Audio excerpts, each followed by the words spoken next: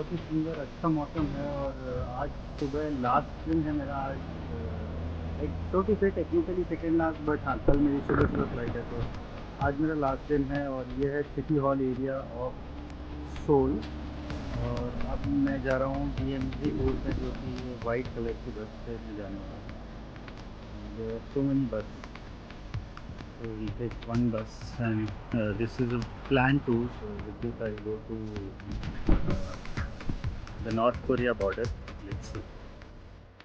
They have a big village Asia, so they influence to many Asia countries. But in 18th century, what happened? School cultural identity, but the colonial food was pretty wrong.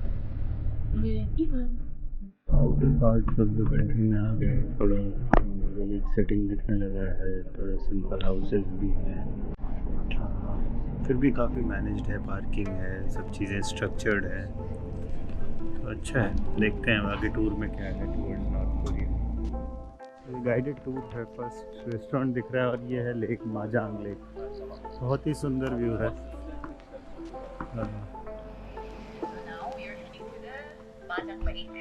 माजांग lake.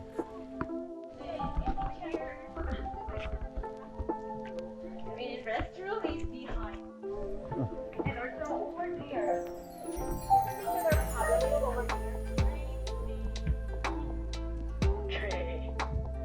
इसके पहले एक suspension bridge गया था अरुणाचल प्रदेश में। Infrastructure का level ही देखिए different है। Suspension bridge ये शायद हमारे रोड ब्रिज से भी सुंदर और अच्छा है। Quality of infrastructure. And this is a man made lake, बहुत सुंदर है। इंफ्रास्ट्रक्चर देखने लायक है। See the way this log has been coupled to this main log pillar, and the pillar has been protected with this cover so that actually the rainwater doesn't get seeped into the wood, and it's so nice. And slowly it is getting cleared. People, as we are in groups, we are moving in groups, so now group has probably gone back, and that's where bridge is a little clearer. Very nice. And the weather also is so supportive, full of clouds on the mountains. It's very nice. Progress के parameters के तौर पे ये दो board को भी मैं as a philosophy समझ पा रहा था। अभी मेरे ऑफिस में कोई एक मशीन ख़राब हो गया, जो एडमिनिस्ट्रेशन को हमने कहा कि बनाओ, तो दे सेड कि सर नया ले लो, मतलब you will buy new but we won't repair. So I myself ventured in that and I found that उसका एक प्रॉब्लम था कि उसमें ये जो लॉक बोल्ट लगा है, लॉक नट लगा है, नट बोल्ट में जो एक लॉक सिस्टम के लिए दो लगा दिया है, वो चीज़ मिसिंग थी। और because of the shaking of the machine ये बोल्ट खुल चुके थे और पता नहीं कहाँ चले गए थे। तो ये जो सेकेंड लॉक बोल्ट की ज़रूरत है,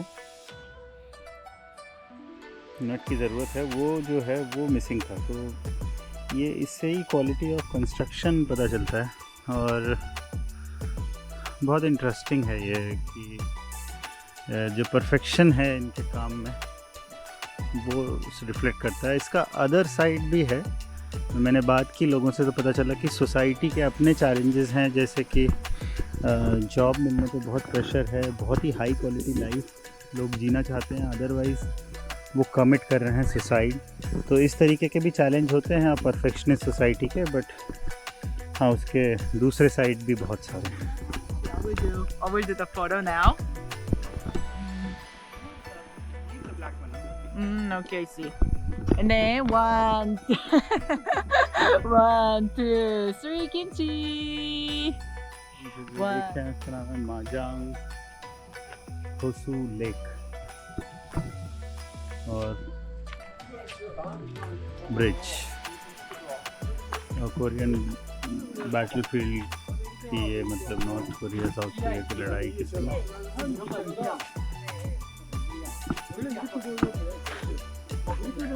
Today's fire danger rating, I don't know why it is red, but it's raining, so it should not be. I don't know. The same as $4 US. 1 month, $4 US. Can you imagine it? So cheap, right? And then here in South Korea, we have one entrepreneur And then he thought, if we make a factory, and then if we can hire the North Korean people, that would be good each other. They can get money and then. इतने सारे बच्चे Today is Saturday, so a lot of car and a lot of local people are busy here. ये है engine rock park, And also here. नाम है मांग बेदान। और ये एशियन कल्चर्स का पार्ट है कि एशियंस में अपने पितरों को बहुत इम्पोर्टेंस दिया जाता है। तो जब लोग नॉर्थ कोरिया साउथ कोरिया की लड़ाई में डिवाइड हो गए, तो अब जो लोग नॉर्थ कोरिया में थे उनको अपने नॉर्थ कोरिया के घर के आसपास, मतलब नॉर्थ कोरिया की डायरेक्शन में जाके वो चाहते थे कि वो पितृदान मतलब जो अपने एंसेस्टर्स को होमेज दें। तो उसके लिए उन्होंने ये एक कॉमन सेरेमनी सेंटर बनाया है। साल में 2 बार यहाँ पे लोग आते हैं जो कि समझते हैं कि उनके नॉर्थ कोरिया में उनके एंसेस्टर्स हैं, वो वहाँ यहाँ आते हैं और यहाँ पे वो सेरेमनी में पार्टिसिपेट करते हैं। और बहुत ही एक इंटरेस्टिंग चीज़ है कि जब यहाँ 1983 में एक टीवी शो चालू हुआ, टीवी एक्चुअली जब 80s में आ गया, तो 83 में एक शो चालू हुआ जो कि 137 डेज तक नॉन स्टॉप चलता रहा। UNESCO memory of the world में आता है ये। और इसकी ख़ास बात है कि ये जब 137 डेज तक जब ये चलता रहा शो, और ये शो था जो कि लोगों को यूनाइट करने के लिए था, नॉर्थ कोरिया और साउथ कोरिया में जो लोग डिवाइड हो गए थे उनके लिए। तो क्योंकि नाम सबके लगभग एक से होते हैं तो पहचान नहीं सकते थे लिस्ट मैच करके, तो इसलिए उनको चाहिए था कि लाइव लोगों को दिखा सकें, तो इसलिए उन्होंने ये टीवी शो वाला प्रोग्राम किया। ये फ्रीडम ब्रिज, और सुंदर इंफ्रास्ट्रक्चर का तो मतलब कोई मैच ही नहीं है। मुझे लगता है ये अमेरिकन से भी आगे हैं अपने डिटेलिंग में। ये कि ये जो रेलवे ब्रिज है, ये रेलवे ट्रैक काम करता था और नॉर्थ कोरिया में बहुत ही चीप लेबर थी, तो उसको यूटिलाइज़ करने के लिए साउथ कोरियंस ने नॉर्थ कोरिया में एक फैक्ट्री इस्टेब्लिश किया और 10-12 साल तक वो फैक्ट्री चली भी और उसके बाद उसको बंद किया। तो फैक्ट्री में काम करने के लिए साउथ कोरिया के लोगों को नॉर्थ कोरिया जाना पड़ता था, उसके लिए ये ब्रिज उन्होंने बनाया था। और ये रेलवे ट्रैक में एक सबवे चलाते थे वो। तो बहुत ही जो बॉर्डर इश्यूज़ हैं, वो नेचर नहीं मानता बॉर्डर्स, पर ह्यूमन ने जो बॉर्डर्स बनाई उनका कोई उस कॉम्प्लिकेशन का कोई सोल्यूशन ही नहीं है। कंट्रीज़ की fighting pathetic, but what to do, this is the way life is. और ये उस टीवी सीरियल का जो स्टार्टिंग म्यूज़िक है वो 45 में जापान सेलिब्रेट हुआ कोरिया। यूएन और सोवियत की जॉइंट कमीशन मीटिंग्स हुई हैं। कोरियन वॉर स्टार्ट हुई 1950 में और यूएन फोर्सेस भी आ गई 1950 के सितंबर में, जून के बाद, और फिर एग्रीमेंट हुआ और ये था division of the Korean peninsula. और इसके बाद ये लोग बता रहे हैं कि पिछले 70 सालों में ये डिस्टेंस बढ़ती चली गई और अब लोग वापस जुड़ने की जगह इस बात से डरते हैं कि अगर जुड़े तो क्या होगा, क्योंकि बहुत ही डिफरेंस ऑफ लाइफ हो गया है, opportunities in terms of opportunities in South Korea versus North Korea. UN coalition forces in the Korean war.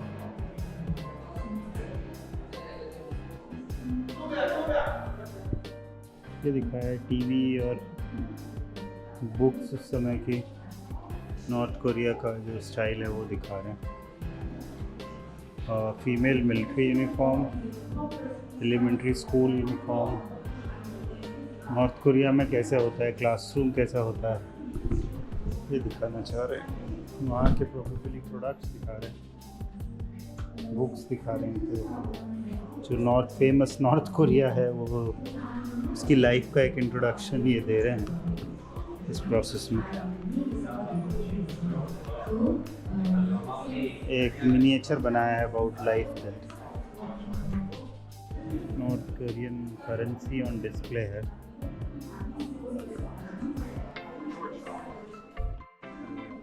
Korean products दिखा रहे हैं, बहुत इम्पोर्टेंट एस्पेक्ट दिखा रहे हैं जिसमें वो north Korea versus democratic societies, what is the difference. तो नॉर्थ कोरिया में फ्रीडम ऑफ एक्सप्रेशन में डेमोक्रेटिक कंट्रीज़ में ये होता है फ्रीडम। अब हमें इसको बहुत ध्यान से समझने की ज़रूरत है कि freedom to express opinion and criticise होती है। An expression restricted, criticism is punished. Freedom for domestic and international travels movement is restricted. Participation in election and party, one party system, no real political freedom. Legal protection of privacy and data, daily surveillance and personal privacy. Freedom to own property and freedom to access media and internet. So internet is blocked and state controlled media. तो north Korea और बहुत सारे countries जो आज की स्थिति है उसमें हम बहुत सारी सिमिलैरिटीज़ देख सकते हैं।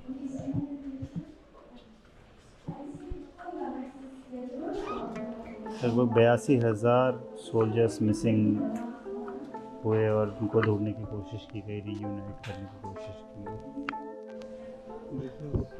इंटरेस्टिंग। तो देखिए ये दिखा रहा है वो पूरी ज्योग्राफी को। ये साउथ कोरिया है, ऊपर नॉर्थ कोरिया है, उसके ऊपर Mongolia, Russia, China, Burma, Laos, Hanoi, Thailand, Vietnam, Cambodia, Bangkok. तो ये एक रीजन है पूरा, फिलीपींस, मनीला। तो मेरा साउथ एशिया काफ़ी हद तक कंप्लीट हो गया और अब एक टूर के लिए हम आ गए। उस दिशा में है ऑब्जर्वेटरी और इस ऑब्जर्वेटरी से उस दिशा में है नॉर्थ कोरिया। और ये टूरिस्ट स्पॉट है और वेरी वेल मेंटेन्ड। और यहाँ पे कुछ बाइनोकुलर्स भी रखे हैं और इन्होंने ये बनाया है DMZ पीस लॉक्स। तो आप एक लॉक खरीदिए और इस लॉक के साथ विश कीजिए कि यहाँ पीस जनरेट हो जाए। ये DMZ पीस लॉक इन्होंने दिखाया है कि यहाँ पे आके लोग लॉक लगाते हैं विद होप कि दोनों कंट्रीज़ में लड़ाई ना हो। एक तरीके का टूरिस्ट अट्रैक्शन है। और नीचे एक फ़िल्म दिखाया जो कि बहुत ही चिंताजनक था, जिसमें बताया कि कैसे एक लीडर को पर्सोनिफाई करते हैं, बहुत बड़ा लीडर के तौर पे उनके यहाँ के किंग किम जॉन को, और कैसे उन्होंने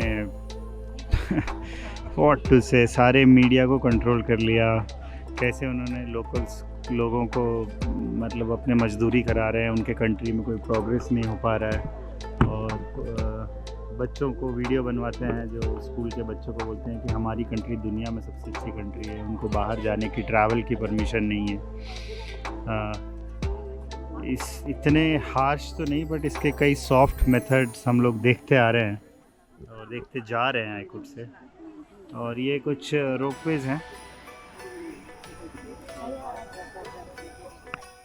बाइनोकुलर कार्ड को टैप करके आप कुछ 2500 वॉन दे के इससे उधर नॉर्थ कोरिया देखने के लिए परमिटेड है। तो टूरिस्ट स्पॉट की तरह से इन्होंने डेवलप किया है, बट यहाँ इंफ्रास्ट्रक्चर बहुत अच्छा है। वो जगह है जहाँ पे वो लोग अपने फोरफादर्स को रिस्पेक्ट करने के लिए, उनकी पूजा के लिए वहाँ यहाँ आते हैं। नॉर्थ कोरिया के ठीक सामने वो पूरा नया ब्रिज, पुराना ब्रिज, और ये है फ्रेंडशिप ब्रिज। तो और ये है ट्रैक, रेलवे ट्रैक। तो उस एरिया में मैंने वॉक नहीं किया था, क्योंकि वहाँ एक बार हुआ था। बाकी मेजरली कवर हुआ मेरा ये ट्रैवल। यहाँ पे अच्छा लगा, एक नई चीज़ देखने मिली और थोड़ी अवेयरनेस होती है। जब नॉर्थ कोरिया के बारे में सुनते थे बड़ा कैजुअली सुनते थे इंडिया में, जब हम यहाँ आते हैं तो थोड़ा और समझ पा रहे हैं कि एक्चुअली क्या बात है। और वहाँ से भागने का एक प्रोसेस है जिसमें लोग वहाँ से नदियों से, बंदूकों से बचते हुए किसी तरीके से वहाँ से भाग जाते हैं। और अगर कोई वहाँ से भाग गया, जैसे एक लेडी को यहाँ पे मिलाया गया, उसको डिफेक्टर कहते हैं। तो डिफेक्टर को यहाँ पे प्रोटेक्शन है साउथ कोरिया आने पे, और उनको जॉब, एजुकेशन और स्टे देती है साउथ कोरियन गवर्नमेंट। और एक बहुत बड़ी इसका एस्पेक्ट है कि जो बच्चे भागते हैं, जैसे जिनसे हम मिले वो बता रही हैं कि वो नर्स थी नॉर्थ कोरिया में और वहाँ से भागी। और जब वो भागी तो उनको ऐसा किसी ने बताया, कोई कम्युनिकेशन मोड तो है नहीं, बट उनको किसी ने बताया कि शायद गवर्नमेंट ने उनके मदर फादर को मार दिया वहाँ पे, और उन्होंने जब ये डिसीजन लिया तो उन्होंने किसी को नहीं बताया कि मैं जा रही हूँ, यहाँ से भागने की कोशिश कर रही हूँ, पर उनके फादर को बताया। तो एक बेटी को फादर ने एम्पावर किया कि ठीक है बेटा तुम जाओ, हम मर जाएंगे कोई बात नहीं। तो ये जो ह्यूमन सेंटिमेंट्स हैं सब जगह एक से हैं, और इसके बीच में बड़ा ही कॉम्प्लिकेटेड इक्वेशन है, but this is how the world is. Helpless knowing this closely and hopeful that this will improve। जो मैंने देखी नहीं, क्योंकि मेरे को ज़रूरत ही नहीं पड़ी किसी भी स्टोर में जाने की, कि आपके लिए रैमन के लिए हॉट वाटर उन्होंने दे दिया और कप नूडल्स होते हैं और गर्म पानी आप डालिए और खाइए। और देखते हैं कि कॉफ़ी का क्या सिस्टम है, देखते हैं। आइसक्रीम्स हैं बहुत सारे, बियर बहुत सारी, बहुत ही सारी। असाही भी है, आई थिंक, क्या असाही या एक मेंबर के Asahi is from Vietnam, Tiger is from Vietnam, Hanma is Korean. बहुत सारे types of beer, coffee, lot of things. बात कर रहे थे इनके लिए आपको गर्म पानी मिल जाता है। ये चिकन है और ये सब मैरिनेटेड या ऑलमोस्ट हाफ कुक है, इसको आपको ले जाके चिकन को आप माइक्रोवेव कर सकते हैं। और बहुत सारे तरह तरह की कॉफ़ी हैं यहाँ पे। ये वो DMZ का पीस क्लॉथ, ये एक स्टोर था जिसका नाम है नाइस टू सी यू। ये भी अपने आप में बहुत बढ़िया है, nice to see you, but yeah it is nice to see. And जैसे एक सुवेनियर शॉप होता है वो है। Good to learn every day, there is a new learning and such travel opportunities really shape up your thought process and very happy about this. इस तरह की cycle हमने एक चलाई थी, जो वायरेशन साइकिल होती है जिसमें टायर फिक्स होता है। Tyre is more fix tyre than a tyre which can have tube and air filled, that is the thing.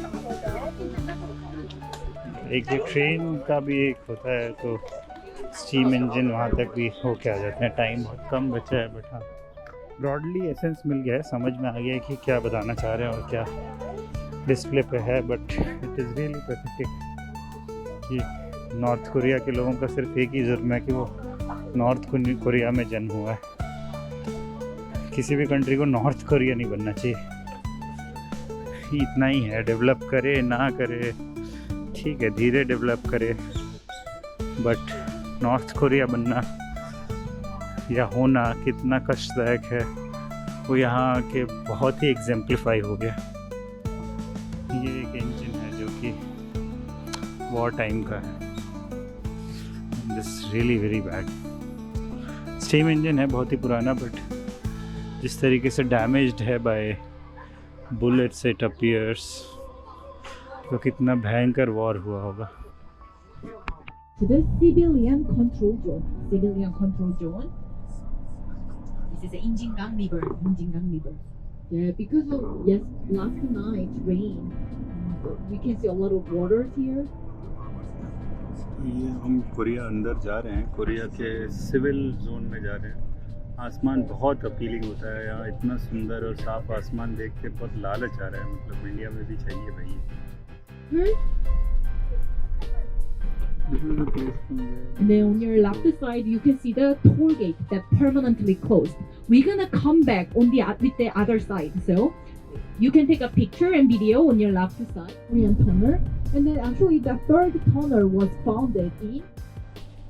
यहाँ पे अंदर टनल के अंदर हम गए थे, 300 मीटर अंदर टनल के नीचे, 73 मीटर ज़मीन से नीचे नॉर्थ कोरिया ने टनल बनाई, और टनल को छुपाने के लिए ऐसा बोला कि ये coal mines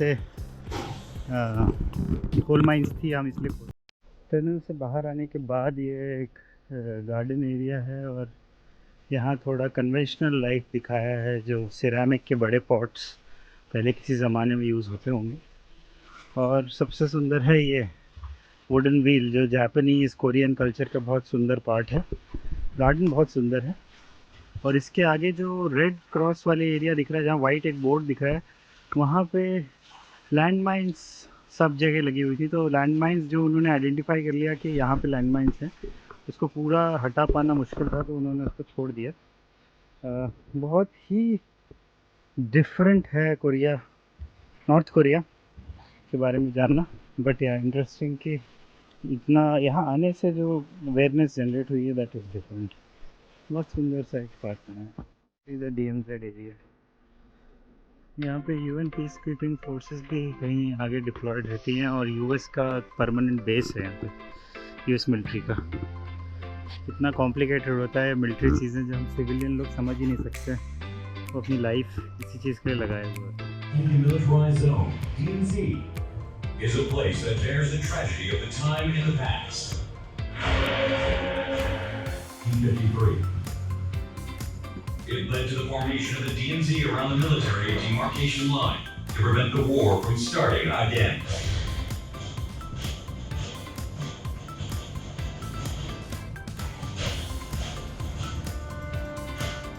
But even after the armistice agreement, North Korea dug underground tunnels below the demarcation line in order to invade South Korea.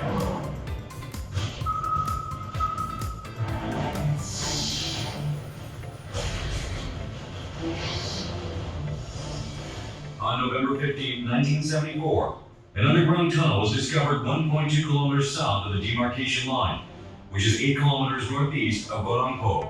Yeoncheon discovered 435 meters south of the demarcation line, which is 4 kilometers south of Panmunjom. The third tunnel is big enough for 30,000 soldiers and artillery to pass through within 1 hour. Within the tunnel, there were clear evidences of the tunnel being planned to be used to invade South Korea. In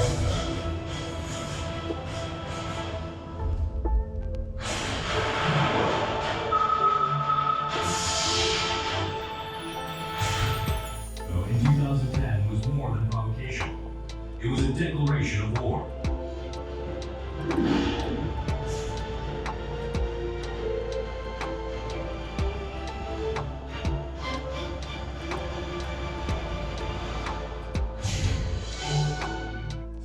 The DMZ lives on.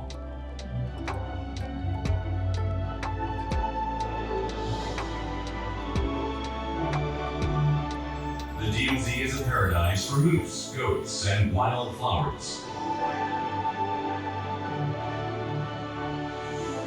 From Chinese geese to eagles, and rare birds such as white cranes. The miracles of DMZ is now changing once again and spreading its popularity in the world. Developed into a tourist destination, the areas around the DMZ will heighten our security awareness and offer tremendous opportunities for people to coexist with nature. And another miracle that we must achieve as we pursue harmony and coexistence, unification.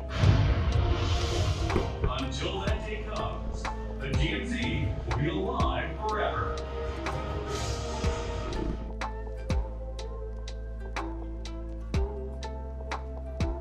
This is just a quick history around this, and it's like a museum.